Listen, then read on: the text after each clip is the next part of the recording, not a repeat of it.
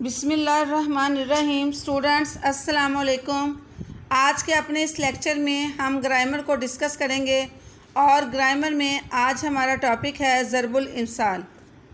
Students, زبان دانی کے اصولوں کے مطابق ایسے الفاظ جو روزانہ کے معاملات میں نسل در نسل ایک خاص ترتیب سے چلے آ رہے ہوں روزمرہ کہلاتے ہیں، اور الفاظ کا ایسا مجموعہ جو کسی خاص واقعے کی طرف اشارہ کرے یا جس کے اندر پوری کہانی سمائی ہو کہاوت یا پھر ضرب المثل کہلاتا ہے۔ ضرب کے معنی ہیں مارنا اور امثال جمع ہے مثل کی۔ مثل کے معنی ہیں مثال کے ہیں، جیسے ضرب الامثال ایسے مختصر جملے کو کہتے ہیں جو بار بار کے استعمال سے زبان زد عام ہو چکا ہو اور محاورے کی طرح اپنے حقیقی معنی کی بجائے مزاجی معنوں میں استعمال ہوتا ہو۔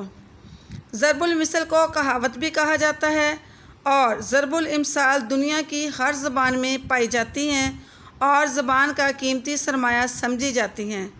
محاورے کی طرح ضرب الامثال کے الفاظ بھی میں کسی بھی قسم کا جو رد و بدل یعنی تبدیلی نہیں کی جا سکتی ہے۔ اسٹوڈنٹس، میں نے وائٹ بورڈ پر چند ضرب الامثال لکھی ہیں، جن میں سے فرسٹ ون ہے آ بیل مجھے مار، یعنی راہ چلتی ہوئی مصیبت کو گلے لگانا، چور کی داڑھی میں تنکا۔ اس سے مراد ہے کہ غلطی کرنے کے بعد ہیلے بہانے جو ہے وہ تراشنا، باسی کڑی میں ابال، دیر کے بعد کسی بات کو یاد کرنا، یعنی جس بات کو لوگ بھول چکے ہوں اس بات کو دوبارہ یاد کر کے پرجوش ہونا۔ جس کی لاٹھی اس کی بھینس، یعنی زور آور کا قانون جو ہے وہ چلتا ہے۔ جس کے پاس جتنی مال و دولت ہوگی، وہ جتنا طاقتور ہوگا، وہ قانون کا ویسے ہی استعمال اپنے حق کے لیے استعمال کر سکتا ہے۔ ہاتھی کے دانت کھانے کے اور دکھانے کے اور، یعنی انسان ظاہری طور پر کچھ اور ہے اور باطنی طور پر کچھ اور۔ طویلے کی بلا بندر کے سر، کسی بیکار چیز کا جو ہے وہ صدقہ دے دینا، یہ ہے طویلے کی بلا بندر کے سر۔